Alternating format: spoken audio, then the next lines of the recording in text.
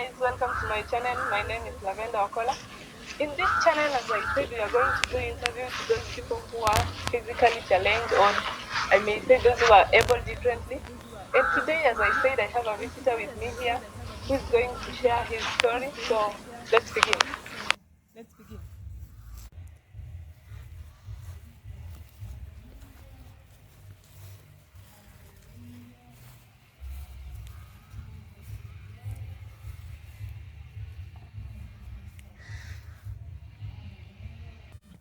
Niko Maseno University na niko na student anaitwa Brian. Brian, unafanya course gani? Nafanya economics and statistics with information technology. Uko year? Year 2. So pengine nikuulize, were you born with this condition? Let me say, were you born physically disabled ama umepata pengine kwa harakati za maisha? Okay, I was not born physically disabled. Tueleze ilikuwaje? Okay, the reality is that I was born as a normal child, but along the way, my father and mother had some quarrels. So my mother had to leave me when I was 2 months. So back then, I was staying with a stepmother, and this stepmother could not take care of me very well. So I spent most of my time sleeping, and I lacked some basic care like playing, those normal activities that a child is supposed to get, like sunshine. So I think that is what led to my deformation. So about this story on how you became physically disabled, who told you this story? I was told by many people in my community who witnessed when I was still a small kid.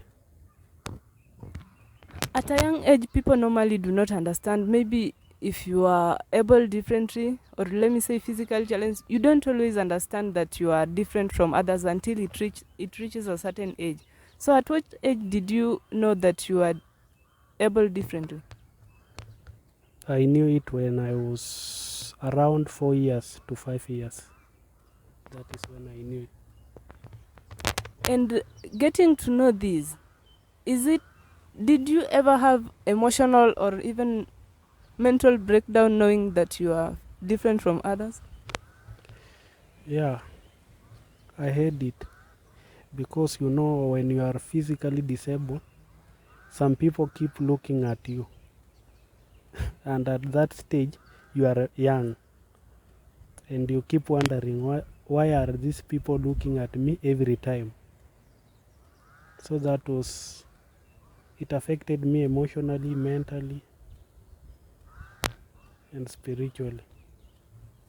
Okay, so after all this, how did you go past this? Because there are some people, after being, maybe you look at your peers, they laugh at you, they tend to be indoors, they don't get that exposure, they don't associate with others. What did you do after noticing that these people are seeing me, because maybe they are looking at me this way because I'm physically challenged at some point? So what I did was to just assume them and move on with life, because you can't keep hiding forever. Awesome. And so how did your parents take this? There are some parents who, even without the child knowing that I am physically challenged, it's the parents' obligation. Okay, maybe let me say it's their obligation that they tend to keep them away. What did your parents do after realizing this?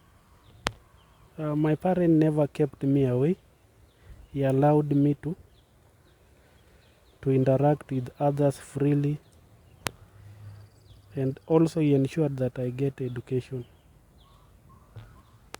So, okay, like people tend to experience stigma at especially at a younger age, maybe in primary and secondary? What kind of, or what types of stigma did you undergo? Types of stigma.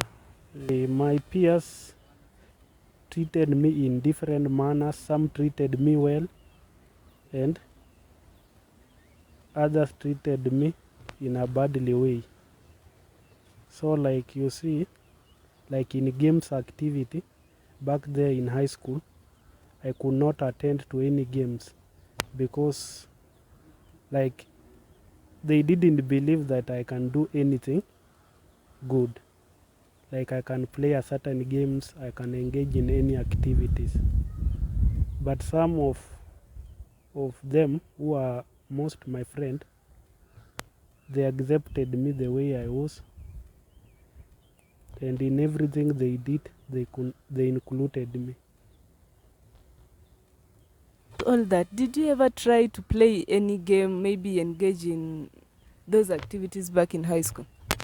Back in high school, I did not engage in any activities, but in primary, I did engage. Which one? It was athletics. Are you registered with an organization that supports people living with disability, maybe from your county level or even sub-location? No, I'm not registered. Perhaps you can tell us why. I think, like, those people in the offices of personnel with disability, they tend to compromise things. They make it difficult for people with disability to get registered. Like when you go there, you are being told to go back to the general hospital so that they can carry a medical assessment on you. But when you reach at the hospital, you are required to pay like 5,000 shilling for them to carry that assessment. So it becomes a challenges for some people with disability to get registered.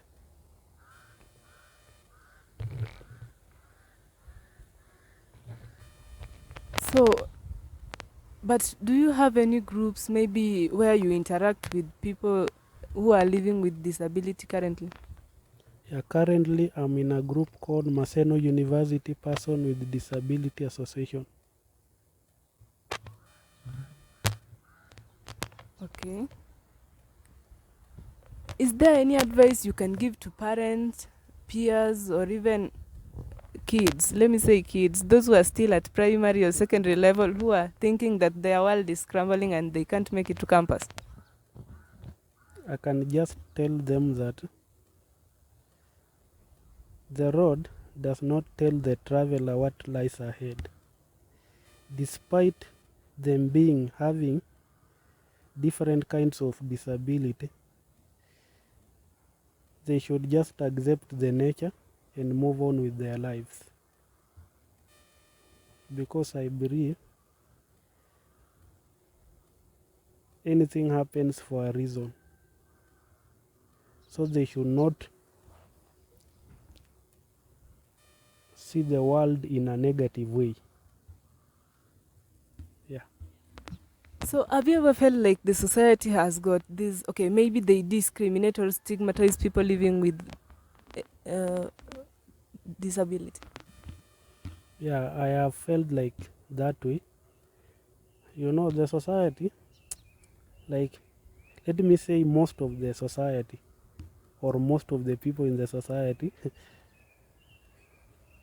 like, do not see the human in you when you are physically, mentally, or visually challenged.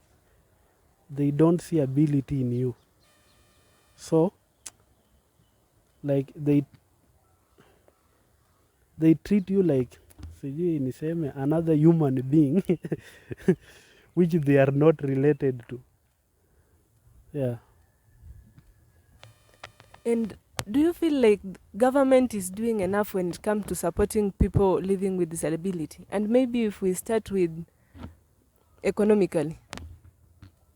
Economically, Kifedha. I don't support that statement. And politically? No.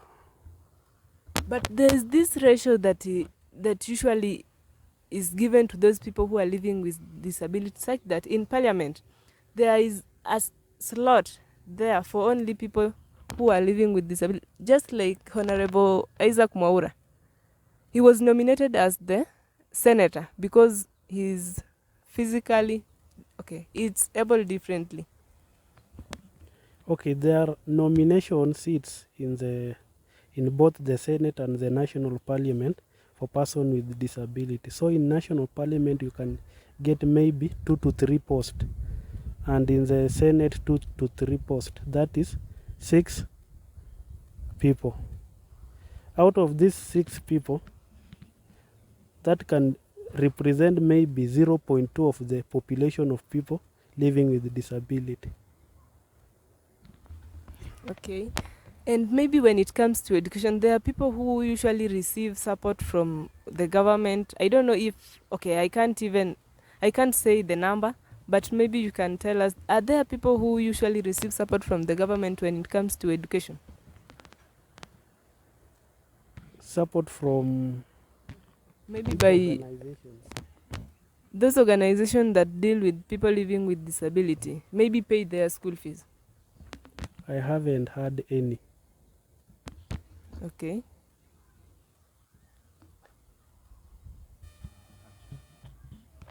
So, Brian, as a person living with disability, what are some of the general problems you people do face as we conclude?